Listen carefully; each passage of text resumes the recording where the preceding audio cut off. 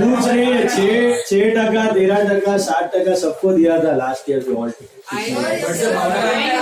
इस साल में हर साल लेता ही रोज लेता है all of you now standard text books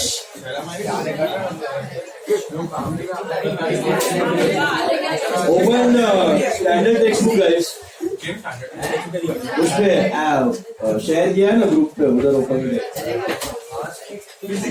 कैसे करोगे इसलिए तुमको बीटा है देखो उसको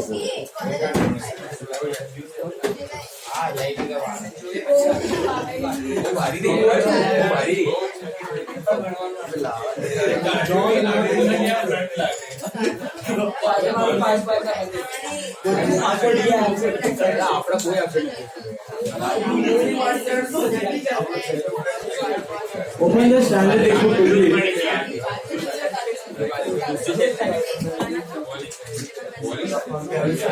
मोबाइल को ओपन करो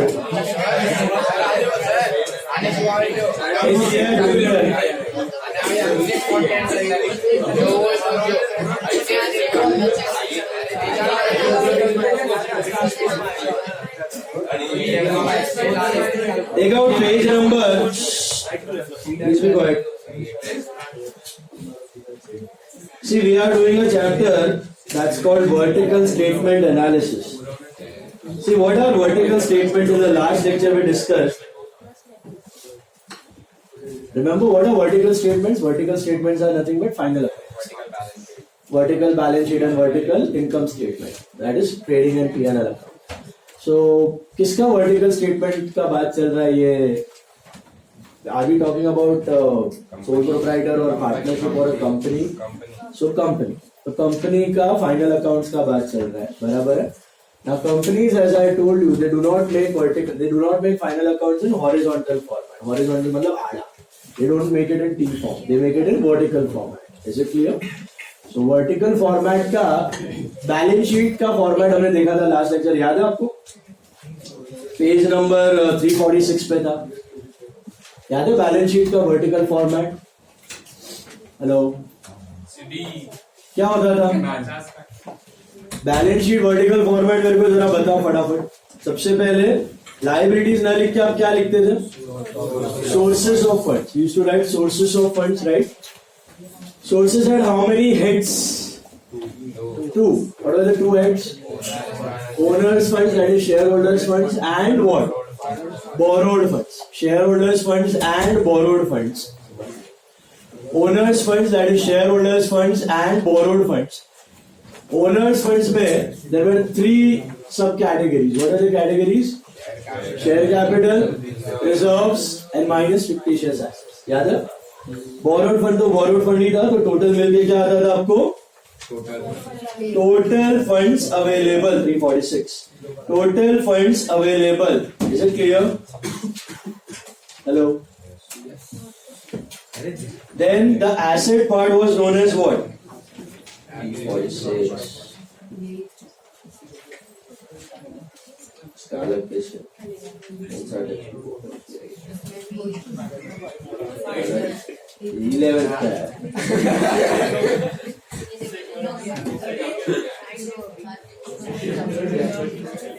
भेजा है आपस करने. Asset side is known as what? Application of funds asset side is known as application of funds. याद है इसका लॉजिक बताया था मैंने. सोर्सेस का मतलब क्या, कि कहां से पैसा रेज किया. ओके, ये जो इन्वेस्टमेंट बैंकर्स होते हैं ना, जो कंपनीज में ज्वाइन होते हैं, उनका मेन काम स्टार्टिंग में यही होता है कि फंड्स कहां से रेज करने हैं, कितने फंड शेयर कैपिटल से रेज करने हैं, कितने बोरोड फंड्स, लोन्स वगैरह लेना है. Yes Parshvi, I don't think there is anything to smile looking at standard text book. Fine मारू, टाइम पास के लिए नहीं, ओपन करने को बोला. So they decide a proper mix. और प्रॉपर मिक्स में कैसा होता है, 60% या 60% से ज्यादा खुद का पैसा हो तो बेटर है. In any business more than 60% should be your owned funds. More than 60% should be your owned funds, and 30 to 40% you can keep it as borrowed funds. हो सके तो पूरा का पूरा खुद का ही रखना better. Zero debt companies are gems in the world of companies. Zero debt बोलते हैं. Zero debt मतलब 1 रुपया उधार लिया हुआ नहीं है. They are called as zero debt company. So zero borrowed funds वाला company are the best of the best, gems of the gems. Is it clear? तो कभी भी कंपनी चूज करने का one of the criteria is what? Debt. Debt जितना कम हो उतना debt बर्बाद करके रख देता है कंपनी उसको. There are so many examples. Right now Vodafone Idea, you know, it has got debt of around 40,000 crores. Suzlon, you know, भयंकर डेट. बिल्ट बल्लारपुर इंडस्ट्रीज बंद हो गया, चला गया NCLT because of debt. 4,000 crore का डेट. और मतलब वेरी स्मॉल कंपनी, 4,000 करोड़ का डेट है.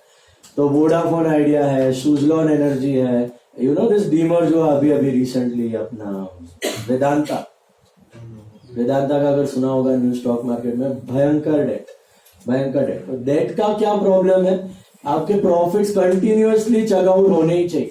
वो टू पे ऑफ दैट डेट, टू पे of the interest.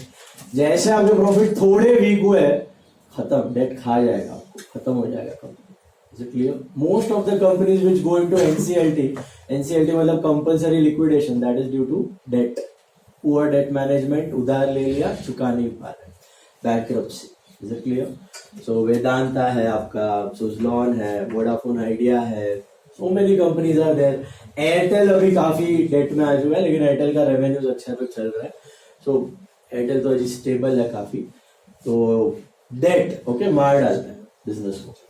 So borrowed funds. Okay, now coming to the asset side. Asset side has got 3 categories. What are the 3 categories? Asset side application कहाँ करते हो funds के? Fixed assets, investments and then current assets. मतलब कहाँ पैसा लगाया. Now if you are a manufacturing concern, majority of your stake should be invested in what? Fixed assets. Fixed asset should be सबसे ज्यादा चंक ऑफ मनी, बिकॉज वहां से आपका production होने वाला है, वहां से आपको पैसा मिलने वाला है, रेवेन्यू आने वाला है. तो 70 to 80% माल आपका पैसा कहाँ ऑक्यूपाइड होना चाहिए? फिक्स्ड एसेट्स में. Then comes the part of investments. Investment हुआ तो ठीक है, नहीं हुआ तो भी ठीक है. इन्वेस्टमेंट होना थोड़ा हेल्दी साइड है कि दिखाता है कि business has got some surplus cash. ITC के केस में ऐसा है. आईटीसी के केस में भयंकर से कैश पड़ा हुआ है, फ्री कैश पड़ा हुआ है, इन्वेस्टेड कैश पड़ा हुआ है. या आईटीसी ऐसा बिजनेस हो गया है कि वो 2 जगह पे हैंग कर रहा है. एक उसका सिगरेट का बिजनेस है, main 50-60% revenues are from, more than that 60% revenues are from cigarette business. And बाकी सब कैटेगरीज जो आपने देखा होगा आईटीसी. और क्या बनाया है? बुक्स, मतलब स्टेशनरी वगैरह में भी है, और एफएमसीजी में भी है. आशीर्वाद आटा सुना है क्या? और अपना वो मैगी का कॉफी बनाया, ईपी नूडल्स, आशीर्वाद आटा, चॉकलेट्स में है. Okay, so EP noodles. So and FMCG में वो धीरे धीरे बढ़ रहा है. तो उसके पास अभी एवेन्यूज है नहीं इतना इन्वेस्ट करने. तो सिगरेट डाउन हो रहा है और एफएमसीजी इतना बड़ा नहीं है, तो बीच में घूम रहा है. ऐसा सीन है आईटीसी का. तो उसका काफी सारा कैश फ्लो फ्री पड़ा हुआ है, तो इन्वेस्टेड बनी जाता है. तो इन्वेस्टेड पैसा थोड़ा सा हेल्दी साइड है कि business is having free cash, it is available with the business, cash है. बाकी बिजनेस का पर्पज इन्वेस्टमेंट नहीं होता. बहुत सारे इन्वेस्टमेंट भी हो रहे हैं, अच्छी साइड नहीं है. बहुत सारा इन्वेस्टमेंट मतलब क्या? बिजनेस के पास अपने लाइन में इन्वेस्ट करने के लिए अपॉर्चुनिटीज नहीं. बिजनेस का मेन काम क्या होता है? Buying, selling, manufacturing. उधर पैसा डालेगा तो पैसा बनेगा. इन्वेस्टमेंट करके रखेगा तो ऐसे ही इन्वेस्टमेंट करो ना घर पे बैठ के. Why the hell are you doing business? समझा? इन्वेस्टमेंट थोड़े बहुत होने इज अ गुड साइन, बहुत ज्यादा होने भी अच्छी साइन नहीं होती. उसके बाद आता है net current assets. What are net current assets? Current assets minus current liability. हमने देखा था ये पार्ट भी. करंट एसेट्स में पैसा ब्लॉक होता है कि फ्री होता है? ब्लॉक होता है. करंट एसेट में ज्यादा से ज्यादा पैसा ब्लॉक होता है और करंट लायबिलिटीज पैसा क्या करता है? फ्री करता है, रिलीज करता है. याद है मैंने एग्जांपल दिया था, अच्छे बिजनेसेस दूसरों के पैसों पे बिजनेस कर सकते हैं. तो एक लिमिट ऐसी आ जाती है टाइम, सॉरी ऐसा आ जाता है कि current liabilities are more than current asset. जितना स्टॉक है आपके पास डेटर्स है उससे ज्यादा आपके पास करंट लायबिलिटी है. तो पैसा आने के बाद भी आप चुका नहीं रहे हो, बहुत पेंडिंग रखते हो, चलेगा क्योंकि आपका बिजनेस का रेपुटेशन इतना अच्छा बना हुआ. So that was your balance sheet in vertical format. Then we did a couple of sums based on that. Remember? Now we are moving to vertical revenue statement. What is a vertical revenue statement? Revenue statement या income statement मतलब trading P&L account of a company. Trading P&L account in vertical format is called as vertical revenue statement. Vertical income statement या vertical revenue statement next दो side छोड़ के आपको मिलेगा. I think it is on page 49, 349. मिला? चलो 349 पे. Now, you'll find the first thing in vertical. See, vertical revenue statement मतलब क्या? आप ट्रेडिंग अकाउंट और P&L अकाउंट को ज्वाइन कर रहे हो. पहले तो दोनों एक में आ गए. एंड फॉर्मेट कैसा होगा? इनकम, ट्रेडिंग का इनकम माइनस ट्रेडिंग का एक्सपेंस प्लस P&L का इनकम माइनस P&L का एक्सपेंस. तो आ गया ना net profit. Yes or no? Simple. Income minus expense is profit, right? So you show that in vertical form. Trading income, trading expense, P&L income, P&L expense. तो वहां पे सबसे पहली major income क्या होती है ट्रेडिंग की? तो सेल्स. तो सबसे पहला सेल्स होगा, gross sales less returns will get net sales. Did you see that? उसके बाद आता है COGS. What is COGS? Cost of goods sold. तो बेसिकली ट्रेडिंग के सारे जो नेट खर्चे होते हैं ना उसको बोला जाता है COGS, cost of goods sold. What is the formula of cost of goods sold? It is sales minus COGS. COGS includes opening stock plus purchase minus purchase returns plus direct expense minus closing stock. समझ रहे हैं क्या किया? सारा का सारा carriage inward आ गया ना, डायरेक्ट एक्सपेंस सब साथ में. Carriage inward, freight inward, royalty, आपका gas, water, light, electricity, motive power, factory electricity, factory insurance करते हो ना, फ्रेट इनवर्ड्स. रिमेम्बर जो सारे के सारे आपके ट्रेडिंग अकाउंट के एक्सपेंसेस, सारे के सारे आपके ट्रेडिंग अकाउंट के एक्सपेंसेस होते हैं, वो सबको क्या कहा जाता है? Direct expense. तो मैंने क्या लिखा है यहाँ पे? Opening plus purchase plus direct expense, ये सारा trading debit minus closing stock which was there on trading. Instead of writing on credit side I have subtracted it from debit. तो मुझे क्या मिलता है? पूरा खर्चा मिल जाता है जो गुड्स बनाने पे या खरीदने पे हुआ है, उसको बोलते हैं COGS. Is this clear? ये वो खर्चा है जो अनिवार्य है. अनिवार्य मतलब आवश्यक, बहुत ज्यादा इंपॉर्टेंट. इसमें आप कम ज्यादा चेंजेस भी नहीं कर सकते और ये नहीं करोगे तो माल बेच ही नहीं पाओगे आप, अटक जाएगा आपका प्रोडक्शन ही अटक जाएगा. Core expenses, direct expenses of trading account. Got that? तो सेल्स माइनस COGS करके, सेल्स माइनस COGS करके आपको क्या मिलता है? ग्रॉस मार्जिन या gross profit. Sales minus COGS gives you gross profit. Shark tank में सुना होगा, वो लोग पूछते हैं आपका ग्रॉस मार्जिन कितना है और फिर पूछते हैं आपका नेट मार्जिन कितना है. सुना है ये?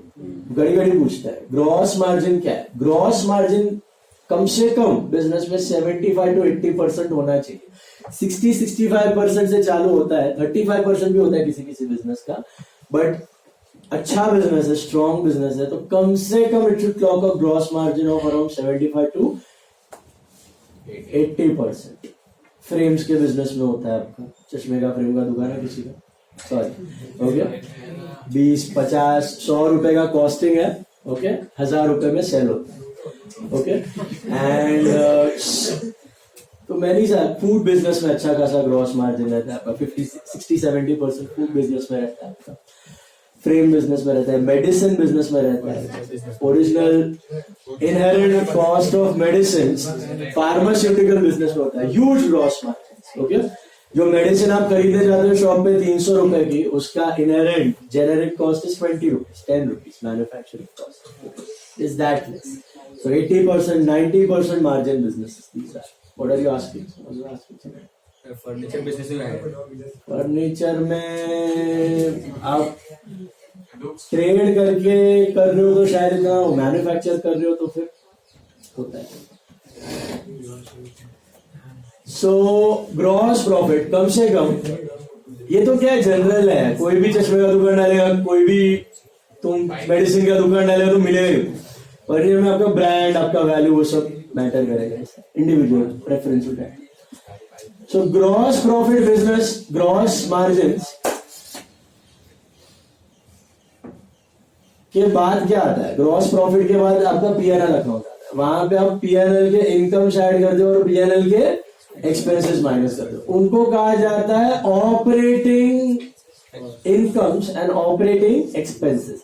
अभी उधर ऑपरेटिंग इनकम का हेड ही खा गए वो लोग, स्टैंडर्ड प्रैक्टिकली होता है, पर यहाँ पे नहीं है तो छोड़ देने का। तो पीएनएल क्रेडिट वाले जो इनकम्स होते हैं ना, जैसे कि बैड डेट्स रिकवर्ड हो गया आपका, या फिर डिस्काउंट रिसीव्ड हो गया, वो एक दो आइटम्स यहाँ पे आते हैं, ऑपरेटिंग इनकम कहा जाता है उनको। Is it clear? तो वो यहाँ पे हेड ही नहीं है तो छोड़ दो, चलेगा। दिख रहा है आपको? नहीं है शायद, तो ऑपरेटिंग इनकम मारो गोली, जाने दो। फिर लेस पीएनएल के एक्सपेंस को कहा जाता है ऑपरेटिंग एक्सपेंस। क्या कहा जाता है? ऑपरेटिंग। आपको समझ में आ रहा है क्या कर रहा हूं? ट्रेडिंग पीएनएल ही बना रहा हूं, लेकिन टी फॉर्म में नहीं कर रहा हूं, वर्टिकल में। वर्टिकल मतलब income minus expense, gross profit. Trading का इनकम माइनस ट्रेडिंग का expense, gross profit. Trading expense को क्या बोलते हैं? COGS, cost of goods sold. वहां से मिलेगा gross margin, gross profits. Gross profits में पीएनएल का ऑपरेटिंग इनकम ऐड होता है, बट वो यहाँ पे नहीं है तो छोड़ दो। Minus operating expense are classified into 3 categories: admin expense, office and admin expense, selling and distribution expense and finance expense. Okay, office, selling, finance. Office, selling, finance. Office and administration में किस प्रकार के एक्सपेंसेस आ सकते हैं? Office rent, salaries, rent rates, taxes, office insurance, okay, printing and stationery, postage and telegram, ये सब खर्चे ऑफिस वाले, ऑफिस एंड एडमिनिस्ट्रेशन के खर्चे। सेलिंग एंड डिस्ट्रीब्यूशन में क्या आ सकते हैं? एडवर्टाइजमेंट आ सकते हैं, सेल्स से रिलेटेड, बैड डेट्स आ सकता है, discount allowed, carriage outward, delivery van expenses. Is this clear? All these expenses go in selling and distribution. Finance में क्या आता है? ऑल द लोन का related, money related expense, discounting charges on bill of exchange, आपका bank interest, bank commission, bank charges, ये सब finance के expense हो गए आपके। समझा? तीनों कैटेगरीज क्लियर? तो ये तीनों हो गए पीएनएल के खर्चे। यहां से अब आपने क्या किया है? देखो, सेल माइनस यूजीएस जीपी मिला, जीपी में से ये और खर्चे माइनस किए तो एक प्रॉफिट मिलता है, वो नेट प्रॉफिट नहीं है, उसको कहा जाता है ऑपरेटिंग प्रॉफिट। क्या कहा जाता है? Operating profit is more important than net profit. आप किसी भी बिजनेस का है ना, अगर रेवेन्यू स्टेटमेंट चेक कर रहे हो तो उसका ऑपरेटिंग प्रॉफिट चेक करने का, ना कि नेट प्रॉफिट। क्योंकि ऑपरेटिंग प्रॉफिट के बाद 2 और आइटम्स होती हैं, उसको बोलते हैं non operating income. Non operating income ये ऐड होता है, एंड नॉन ऑपरेटिंग एक्सपेंस ये माइनस होता है। नाम में लिखा है what is non operating income? जो हर साल ऑपरेशन से नहीं आ रही है। जैसे कि profit on sale of asset हो गया, क्या आप एसेट हर साल बेचोगे? जैसे कि आपका विंडफॉल गेन हो गया कोई टैक्सेस में, जैसे कि आपका सडन कोई ग्रांट आ गया गवर्नमेंट से जो एक ही साल आने वाला है, घड़ी घड़ी आने वाला नहीं है, तो क्या ये सारे इनकम हर साल होंगे? Profit on sale of investment हो गया आपका, नहीं। तो profit on sale of asset, profit on sale of investment, सब विंडफॉल गेन इन टैक्सेस, ये हर साल होने वाला नहीं है। ऐसे इनकम को कहा जाता है नॉन ऑपरेटिंग इनकम। क्या कहा जाता है? Non operating. Non operating expense मतलब हर साल होने वाले loss by fire, loss by floods, loss by theft, क्या ये हर साल होंगे? नहीं। उनको एडजस्ट करने के बाद आपको मिलता है नेट प्रॉफिट, उनको एडजस्ट करने के बाद आपको मिलता है नेट प्रॉफिट, उसको हम बोलते हैं NPBT, net profit before tax, less tax you get NPAT, net profit after tax. Tax companies को कंपलसरी पे करना होता है, सोल प्रोप्राइटर में ये नहीं आता था, क्योंकि मैंने बताया था सोल प्रोप्राइटर के बिजनेस में कोई सेपरेट टैक्स नहीं होता है, उसका पर्सनल इनकम टैक्स ही एक होता है। पार्टनरशिप बिजनेस पे प्रॉफिट्स पे भी सेपरेट टैक्स होता है, इनकम पे अलग होता है, ऑब्वियसली वो काट के नेट पे करना है, बट होता है। बिजनेस पे भी होता है और पर्सनल पे भी होता है। कंपनीज में भी मुकेश अंबानी का रिलायंस पे अलग टैक्स रहेगा, मुकेश अंबानी का पर्सनल इनकम पे अलग टैक्स लगता है। Is it clear? But obviously जो उसने बिजनेस में पे किया वो काट के उसको नेट पे करना होता है, वो सब एडजस्टमेंट्स होते हैं। बट यहां तक क्लियर है? सो टैक्स अल्टीमेटली जो एनपीबीटी आएगा ना वहां से उड़ाना होता है। ओके, 25 से 30% चल रहा है कॉर्पोरेट रेट ऑफ टैक्स, तो 25 से 30% टैक्स एप्लीकेबल है on corporate. Is it clear? Imagine corporates earning crores and crores of profits. They have a tax of 25 to 30%. And individuals who earn more than a crore, what is the rate of income tax? You know, 30. more than crore, 45%. 1 crore से ज्यादा आप कमा रहे हो, समझो 5 करोड़ की income कमा रहे हो, प्रॉफिट्स कमा रहे हो खुद इंडिविजुअल, इनकम टैक्स तो 5 करोड़ में 1 करोड़ तक का 30% है, 1 करोड़ के ऊपर 4 करोड़ में आपको 45% पे करना है, मतलब कम से कम 2 करोड़ रुपया तो आपका 2 से 2.5 करोड़, 1 करोड़ के अंदर भी 30%, तो 5 करोड़ अगर कमा लो 2.5 करोड़ से गो टू द ओके। चलो now that is income tax. Now pay attention over here. Coming back to format of revenue statement, very simple. How do you take a start? You start with what? Sales income. Start with sales income. Sales minus COGS. What is COGS? Cost of goods sold. इसका अर्थ समझ आया? Cost of goods sold.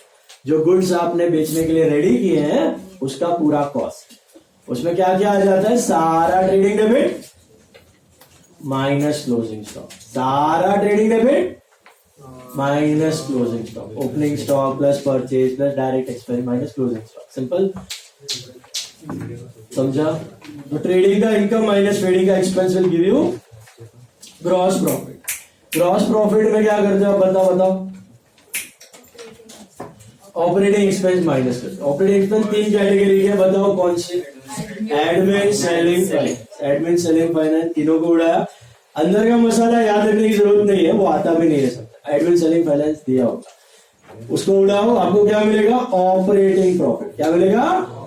किसी भी business को study करते हुए कौन सा प्रॉफिट ज्यादा इंपॉर्टेंट? ऑपरेटिंग की नेट प्रॉफिट, क्योंकि ये तो कोई वन टाइम इनकम एक्सपेंस की वजह से भी हुआ हो सकता है, समझ रहे हैं? इसमें तो वन टाइम वाले